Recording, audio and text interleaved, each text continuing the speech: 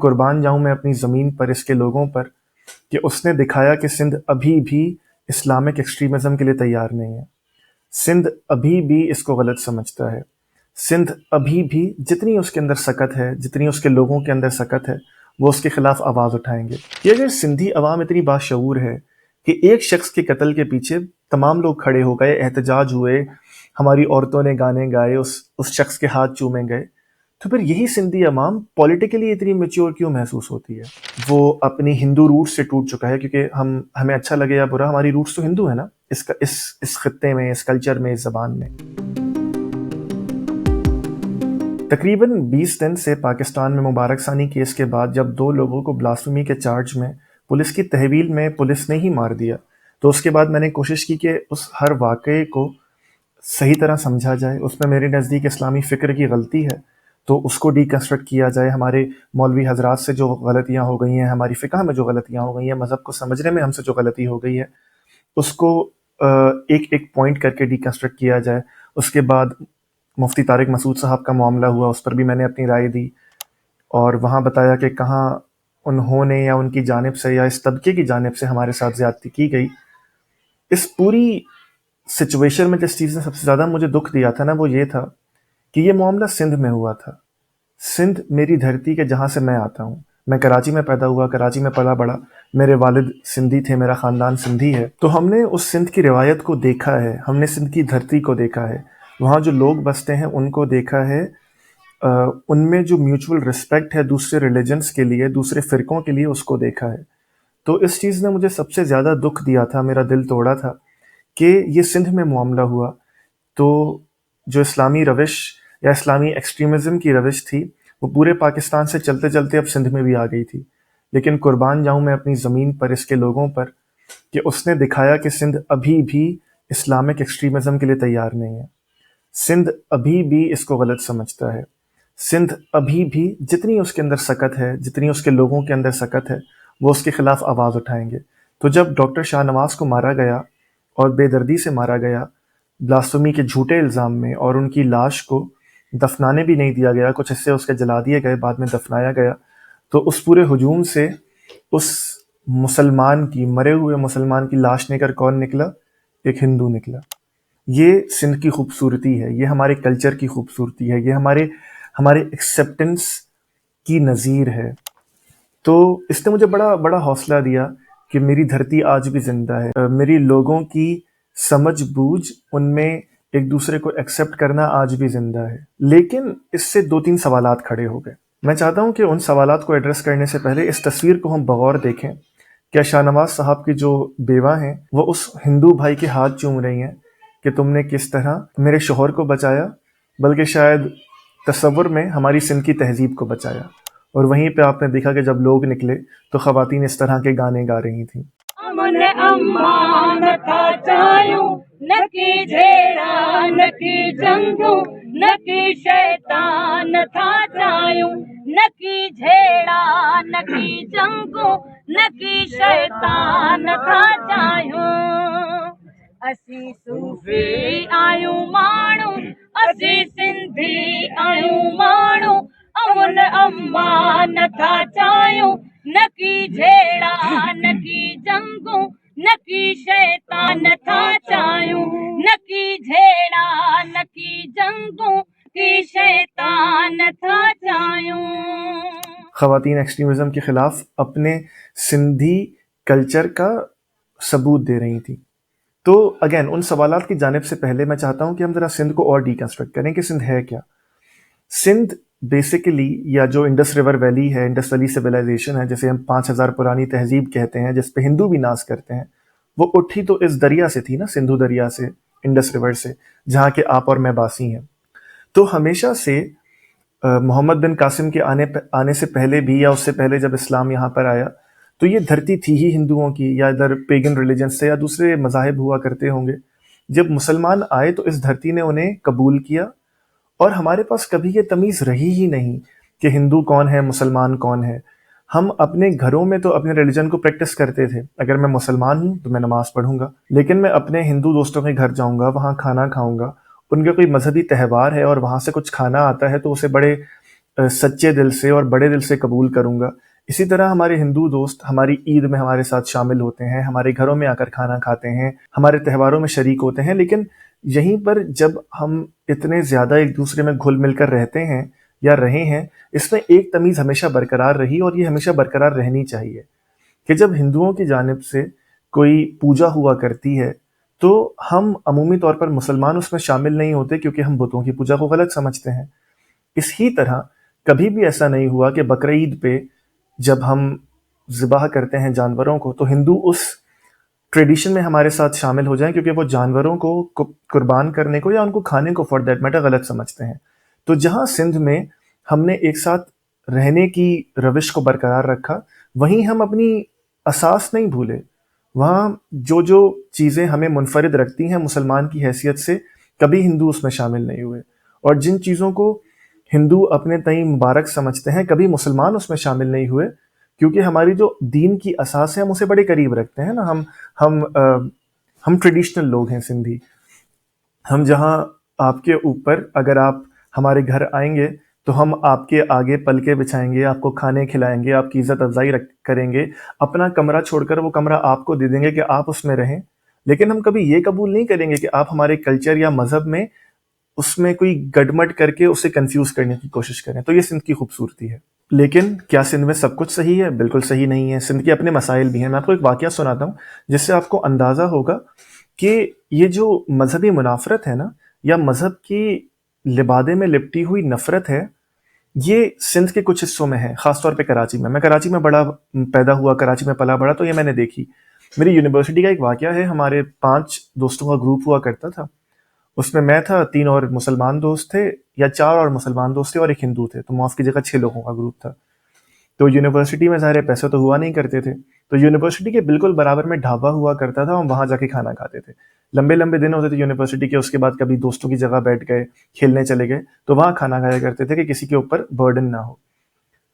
तो मैंने ये देखना शुरू किया, शुरू में तो अंदाज़ा नहीं हुआ, मैंने ये देखना शुरू किया कि हम खाना खाने जा रहे हैं और मेरे वो बाकी दोस्त हमारे उस हिंदू दोस्त को कहते थे कि यार हम ना अपने अपने घर चले जाएंगे, तो चलो घर चलते हैं।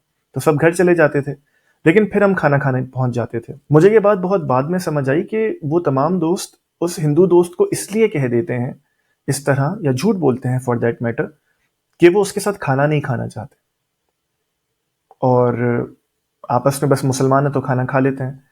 मैंने इसको बहुत बाद में रियलाइज़ किया। तो फिर मैंने ये क्या करना शुरू किया कि मैंने उस दोस्त को अपने साथ रख लिया कि यार अगर हम खाना खाने जा रहे हैं ना, तो अगर उससे कोई कहे कि हम घर जा रहे हैं, तो मैं कहता था नहीं चलो खाना खाने चलते हैं, और उसको साथ लेके जाता था।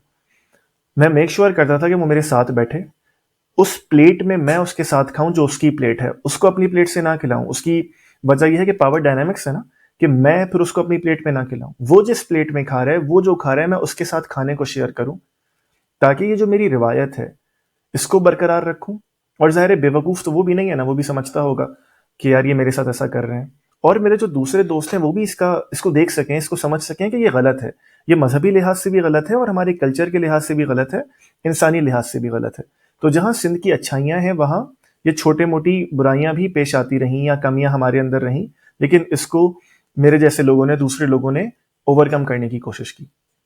यहीं पर एक बहुत बुनियादी सवाल खड़ा होता है, जैसे मैंने पहले अर्ज किया, कि अगर सिंधी अवाम इतनी बाशऊर है कि एक शख्स के कत्ल के पीछे तमाम लोग खड़े हो गए, एहतजाज हुए, हमारी औरतों ने गाने गाए, उस शख्स के हाथ चूमे गए, तो फिर यही सिंधी अवाम पॉलिटिकली इतनी मेच्योर क्यों महसूस होती है? ये क्यों महसूस होता है कि वो आज भी भुट्टो साहब के नाम पे वोट देती है? ये क्यों महसूस होता है कि आज भी पीपल्स पार्टी उसके सियासी उमंगों का महवर व मरकज़ है? ये बात समझ नहीं आती ना कि अगर एक एक्सट्रीमिस्ट आइडियोलॉजी के खिलाफ आप खड़े हैं, जिसमें इल्म का भी किरदार है, अमल का भी किरदार है, उसको समझने का भी किरदार है, शायद देखने वालों को अमूमी तौर पर यह महसूस हो कि ये इस्लामी रवायात से हट गए हैं, उसके खिलाफ हमारी ख़वातीन भी निकल आएँ, जिनको अमूमी तौर पर कह दिया जाता है कि सिंध की ख़वातीन तो घरों में बंद रहती हैं, उन पर जुल्म होता है, वडेरे जुल्म करते हैं, तमाम चीज़ें।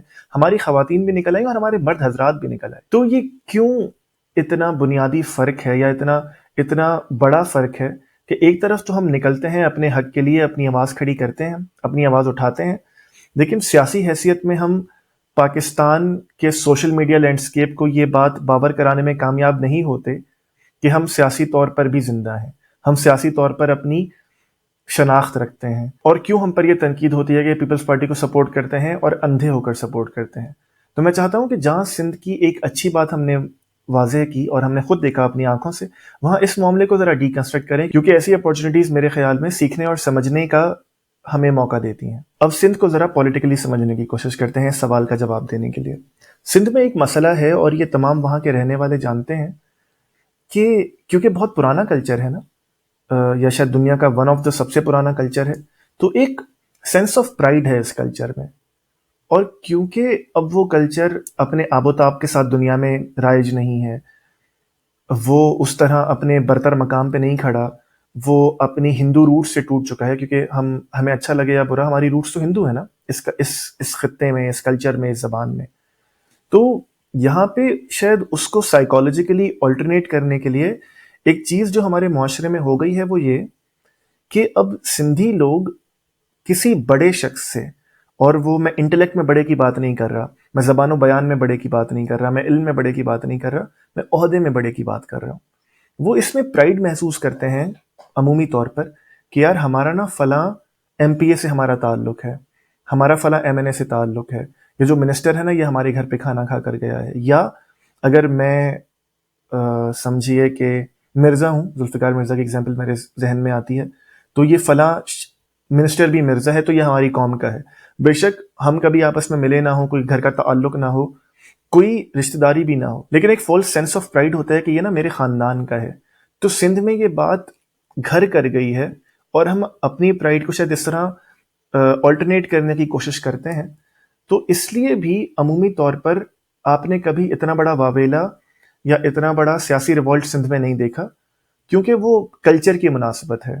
وہ منسٹر پہلے سے ہے تو اس کی مناسبت ہے، اس کے ہاں ایک اوتاق لگے گی. سندھ میں ہمارے پاس اوپن ڈرائنگ رومز ہوتے ہیں سندھ میں، جو اس سے واقف نہیں ہے، شاید پنجابی میں اسے دھڑا کہتے ہیں، میں پنجاب سے زیادہ واقف نہیں ہوں، میں صرف بس مجھے یہ یاد آیا تو میں نے عرض کیا کہ شاید اس طرح کا ہوتا ہے. ہمارے پاس اوتاق ہوتی ہے، ایک ڈرائنگ روم ہوتا ہے جو کھلا ہوتا ہے. تو جو بھی اس محلے کا بڑا ہے جس کو عزت دی جاتی ہے وہ وہاں پہ 8-9 بجے دن میں شام میں کبھی بیٹھک لگاتا ہے اور بہت سارے لوگ وہاں پہ آ جاتے ہیں. وہاں پہ سیاست بھی ڈسکس ہوتی ہے، مذہب بھی ڈسکس ہوتا ہے، مسائل بھی ڈسکس ہو جاتے ہیں. تو سندھ کا یہ کلچر ہے. یہیں پر یہ بات نیگیٹیولی ہمارے اندر آ گئی ہے کہ ہم بڑے شخص سے خود کو منسوب کر لیتے ہیں، ہم اس کی اوتاق میں چلے جاتے ہیں. اور وہ سندھ میں ہیوملٹی کا کلچر تو ہے نا، آپ نے دیکھا ہوگا کہ آج بھی سندھ میں ہم ہاتھ جوڑتے ہیں. آج بھی ہمارا کلچر یہ ہے کہ میرے چچا جب میرے والد سے ملا کرتے تھے تو گھٹنوں کو ہاتھ لگاتے تھے. میں جب اپنے چچا سے ملتا ہوں تو ان کے گھٹنوں کو ہاتھ لگاتا ہوں. یہ کلچر ہے ہمارا، اسے آپ اچھا سمجھیے برا سمجھیے. تو جہاں یہ ہیوملٹی کا کلچر ہے، وہیں پر جب کوئی بڑا شخص عہدے میں بڑا کچھ کہتا ہے نا تو ہم جی سائیں کر کر اس کی بات مان لیتے ہیں، آپ صحیح کہہ رہے ہیں. تو اس میں دونوں چیزوں کو آپ ملا کر رکھیے کہ ایک تو ہمارا کلچر اس طرح کا ہے، دوسرا وہ جو بروکن یا لاسٹ سینس آف پرائیڈ ہے وہ ہم اس کو اس طرح پورا کرنے کی کوشش کرتے ہیں. اس لیے بھی آپ سندھ میں دیکھتے ہیں کہ کوئی بڑی سیاسی تبدیلی نہیں آتی. ہم اپنے منسٹر سے، اپنے ایم پی اے سے، اپنے ضلع کے میئر سے تعلق بنا کر رکھتے ہیں. اس میں بس ہم ایک بہتر پرائیڈ محسوس کرتے ہیں. اس کو میں کبھی زیادہ ریکنسٹرکٹ کر نہیں سکا تو اس کو یہاں پہ رکھتے ہیں. دوسری بات جو مجھے لگتی ہے نا کہ کیوں سندھ میں کبھی کوئی بڑی سیاسی تبدیلی نہیں آتی، اس کی وجہ یہ ہے پیپلز پارٹی. پیپلز پارٹی کس طرح کہ پیپلز پارٹی کیونکہ اب دیکھیے کتنے عرصے سے حکومت کر رہی ہے، دہائی سے اوپر ہونے کو آیا نا، 10 سال سے اوپر ہو گئے، 15 سال ہونے کو آئے، 16 سال ہونے کو آئے. تو جب آپ اتنی بڑی حکومت کر لیتے ہیں نا تو سسٹمز میں آپ شامل ہو جاتے ہیں. بیوروکریسی آپ کے مطلب کی ہوتی ہے، تھانہ کلچر آپ کے مطلب کا ہوتا ہے، آپ نے ایس ایچ اوز پوسٹ کیے ہوتے ہیں، آپ نے سرکاری دفاتر میں اپنے لوگ پوسٹ کیے ہوتے ہیں، آپ اس ضلع کے رہنے والوں کو پتہ ہوتا ہے. کندکوٹ میں اگر کوئی رہتا ہے تو اسے پتہ ہے کہ یار یہ جو فلاں صاحب ہیں یہ پیپلز پارٹی کے قریب ہیں اور یہ میرا کام کروا سکتے ہیں. تو جب کوئی اتنی لمبی حکومت کر لیتا ہے، یا کوئی پارٹی اتنی لمبی حکومت کر لیتا ہے، یا کوئی شخص اتنی لمبی حکومت کر لیتا ہے تو وہ سسٹم کا انگرین حصہ بن جاتا ہے، اچھا یا برا. اس لیے ایک واقعہ مجھے یاد آتا ہے کہ جمہوریتیں کس طرح ترقی کرتی ہیں کہ باراک اوباما صاحب ہم سب نے دیکھا کہ وہ بہت پاپولر تھے، اور وہ شاید ہسٹری کے امریکہ میں ریسنٹ ہسٹری کے پہلے پریزیڈنٹ تھے کہ جب ان کی ٹینیور ختم ہونے والا تھا 8 سال کا تو ان کی اپروول ریٹنگز اوپر جا رہی تھیں.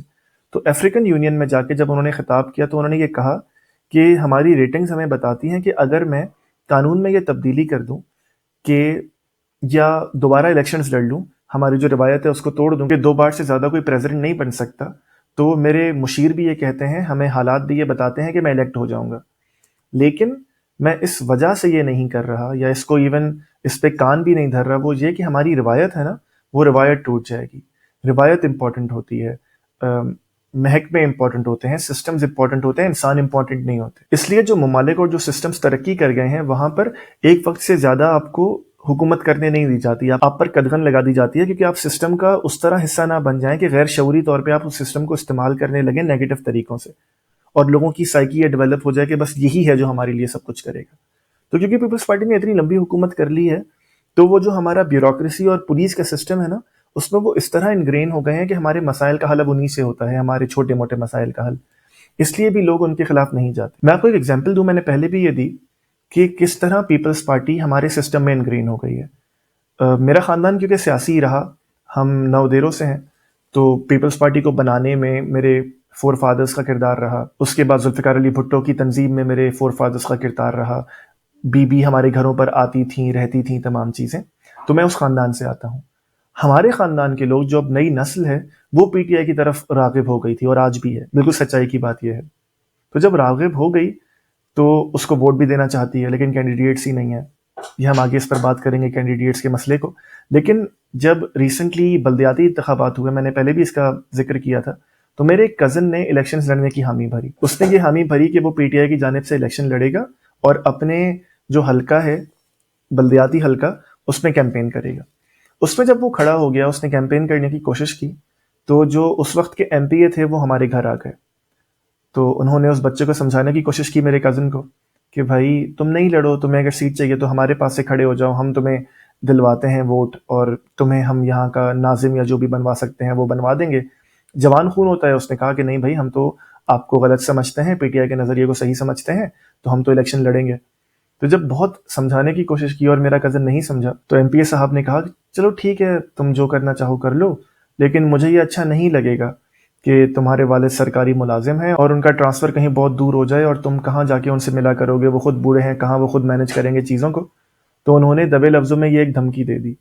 اور وہ بھی جانتے تھے، میں بھی جانتا ہوں، میرا کزن بھی جانتا تھا کہ ایک جنبش قلم سے انہوں نے حکم دینا تھا ادھر کے سیکرٹری کو، ادھر کے بلدیاتی جو بھی نمائندے تھے، جو ہمارے چچا ہیں، ان کا ٹرانسفر ہو جاتا. تو جب کوئی اتنا انگرین ہو جاتا ہے نا سیاسی سسٹمز میں کہ بیوروکریسی بھی اس کی ہے اور واقعی اس کی ہے، کس تھانے میں کون سا ایس پی لگے گا، کون سا ایس ایچ او لگے گا، وہ ایم پی ایم نے ڈیسائیڈ کر رہا ہے، تو لوگوں میں یہ نفسیات پیدا ہو جاتی ہے. اس کو اگر آپ کلب کر لیں اس فالس سینس آف پرائڈ سے اور فالس سینس آف بلونگنگ سے، کہ بھئی اب انہوں نے ہی کام کروانا ہے، ان سے آگے جائیں گے تو ہمارا کام کیسے ہوگا.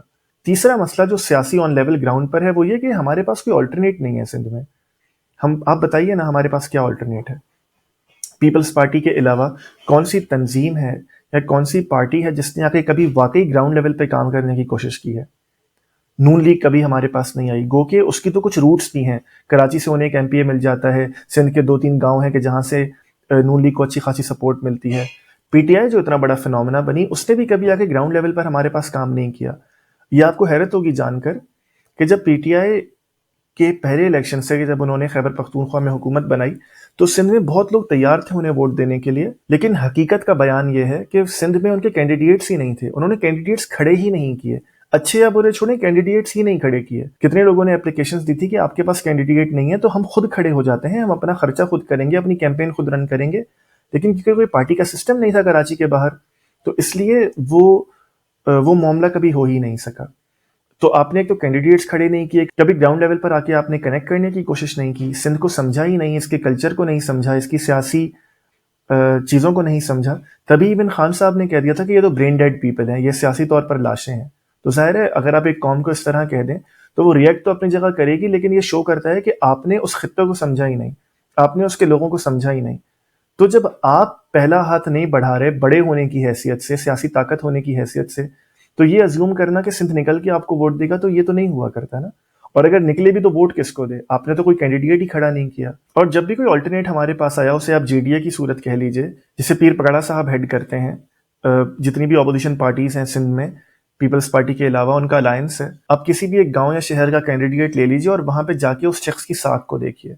تو بڑے سے بڑا چور انہوں نے سلیکٹ کیا، بڑے سے بڑا ڈاکو انہوں نے سلیکٹ کیا، بڑے سے بڑا غبن کرنے والا انہوں نے سلیکٹ کیا، بڑے سے بڑا بدنام شخص انہوں نے سلیکٹ کیا.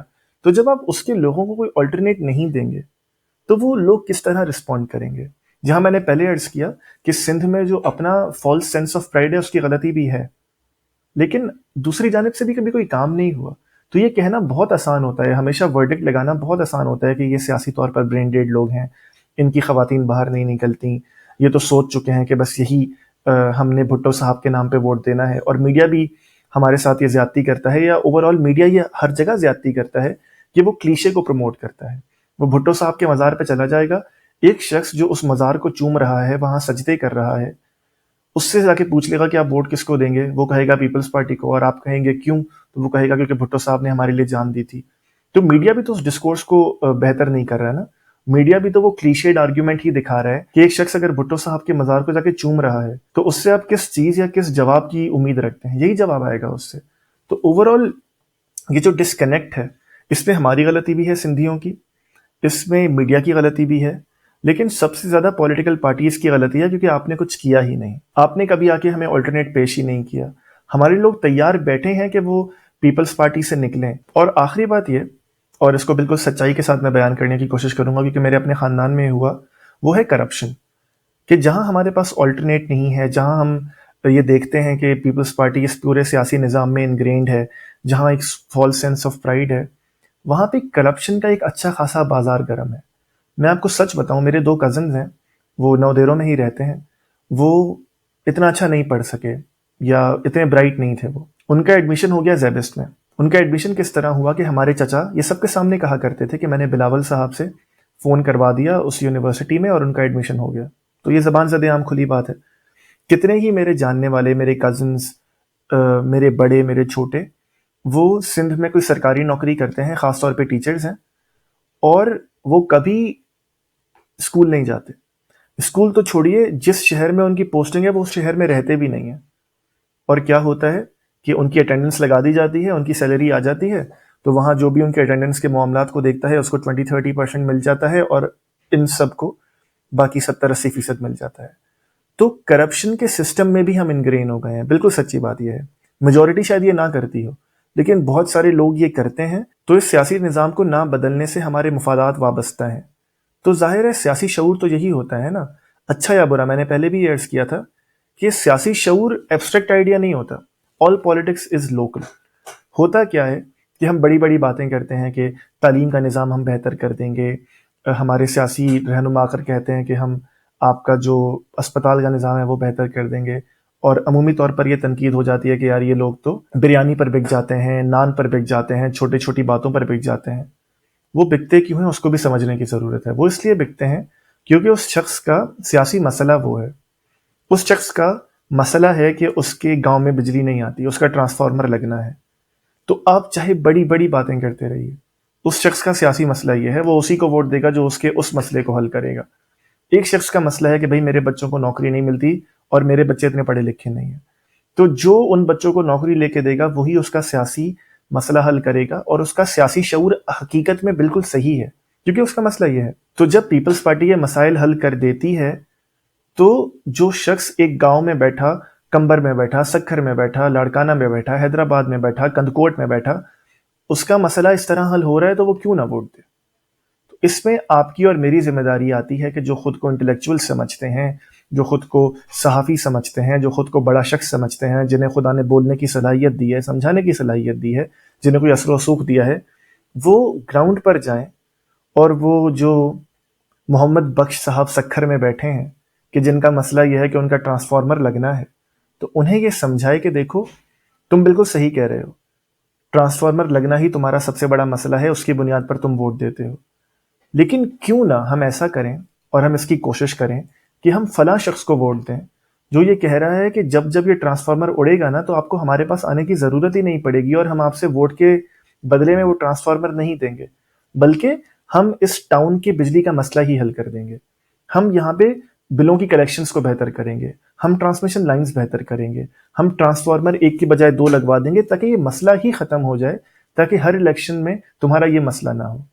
یہ جو تمہارے بچے کو نوکری نہیں ملتی نا، اور تم میری سفارش سے نوکری لے لیتے ہو یا کسی کی سفارش سے نوکری لے لیتے ہو، کیوں نہ ہم فلاں بندے کو ووٹ دیں جو ہمارے جاب کے کلچر کو اور سسٹمز کو اتنا ٹرانسپیرنٹ کر دے گا کہ تمہارے بچے کو اگر وہ نوکری ملنی ہے تو وہ میرٹ پہ مل جائے گی، اور اگر نہیں مل سکتی، اگر تمہارا بچہ نہیں پڑھ سکا تو اس طرح کے کورسز وہ متعارف کروائیں گے کہ تمہارا بچہ پڑھ لکھ کر کوئی چھوٹی موٹی نوکری لے لے گا. تو سیاسی شعور بھی ایبسٹریکٹ آئیڈیاز میں ڈرائیو روم میں بیٹھ کر تو ہم یہ کہہ سکتے ہیں کہ دیکھو یہ لوگ چھوٹی چیزوں پر بک جاتے ہیں، لیکن سیاسی شعور یہی ہوتا ہے کہ جو میرا مسئلہ ہے وہ حل کر دے. جیسے میں نے پہلے کہا کہ آل پالیٹکس از لوکل، کیونکہ میرا مسئلہ بڑے لیول پر تو ہے کہ مجھے ہسپتال میں چیزیں نہیں مل رہی، میری ایجوکیشن نہیں ہو رہی، لیکن اس سے بنیادی مسئلہ یہ ہے کہ میرے گھر میں بجلی نہیں آ رہی، اور ایک شخص کہہ رہا ہے کہ مجھے ووٹ دو میں تمہیں بجلی دوں گا. سیدھی سیدھی کمیونیکیشن ہے. کمیونیکیشن بھی بہت میٹر کرتی ہے. تو آپ جوان لوگوں کو تو یہ سمجھا سکتے ہیں کہ دیکھو یہ بات تم کر رہے ہو. بڑوں کو سمجھا نہیں سکتے، اس کو سمجھانے کے لیے محنت لگتی ہے. اس کو سمجھانے کے لیے ہم جو تمام لوگ ڈرائنگ روم میں بیٹھ کر کہہ دیتے ہیں کہ سندھ تو برین ڈیڈ لوگ ہیں، وہاں پر جا کے انہیں بتانا پڑتا ہے، سمجھانا پڑتا ہے، سوئے کرنا پڑتا ہے. اس کے لیے ہم میں سے کوئی تیار ہی نہیں ہے. اور جیسے میں نے پہلے عرض کیا کہ سیاسی جماعتیں وہاں آتی ہی نہیں ہیں، آلٹرنیٹ آپ نے ڈیولپ ہی نہیں کیا، تو اس خطے کو آپ سمجھ ہی نہیں پائیں گے، اس میں کام بھی نہیں کر پائیں گے، اس میں جیت بھی نہیں پائیں گے. تو اس لیے آپ کو پھر یہ تضاد بظاہر نظر آتا ہے کہ اگر یہ اتنی زندہ قوم ہے جو ایک قتل پہ باہر نکل آئی ہے، تو یہ سیاسی طور پر زندہ کیوں نہیں ہے؟ یہ سیاسی طور پر زندہ ہے. آپ نے سمجھنے میں غلطی کی ہے، میں نے سمجھنے میں غلطی کی ہے، اور جہاں وہ بہتر ہو سکتی ہے وہاں آپ نے اور میں نے اپنا دامن چھڑایا ہے اپنی ذمہ داری سے. تو کیونکہ آپ نے اور میں نے اپنے حصے کا کام نہیں کیا، ہم نے جگہ گراؤنڈ پر کام نہیں کیا، ہم نے آلٹرنیٹ نہیں دیا، ہم نے سیاسی جماعتوں کی حیثیت سے سندھی لوگوں کو ایک دوسری کرن نہیں دکھائی، تبھی یہ معاملہ اس طرح نظر آتا ہے. تو جہاں ان کی غلطیاں ہیں، جہاں ہماری کوتاہیاں ہیں، میرے خطے کی، میرے لوگوں کی، وہاں سیاسی جماعتوں کی بھی کوتاہی ہے، وہاں ہمارے انٹلیکچوئلس کی بھی کوتاہی ہے، وہاں ہمارے صحافیوں کی بھی کوتاہی ہے کہ جب یہ تالی دو ہاتھوں سے بجنی تھی تو آپ ایکسپیکٹ کر رہے ہیں کہ دوسرا ہاتھ پہلے بڑھے گا. ہمیشہ جس کے پاس طاقت ہوتی ہے نا وہ پہلا ہاتھ بڑھاتا ہے. تو اگر آپ اپنا ہاتھ آگے بڑھائیں گے تو یہ قوم اسی طرح آپ کو اپنی زندگی کا ثبوت دے گی کہ جس طرح اس نے ڈاکٹر شاہ نواز کے قتل میں آپ کو اپنے زندہ، اور یہ کہنے کی مجھے اجازت دیجیے کہ پاکستان میں واحد صوبہ اور واحد زمین اور واحد خطہ جس نے آپ کو یہ دکھایا کہ وہ آج شعوری طور پر مذہبی ایکسٹریمزم کے خلاف کھڑا ہے اور زندہ ہے.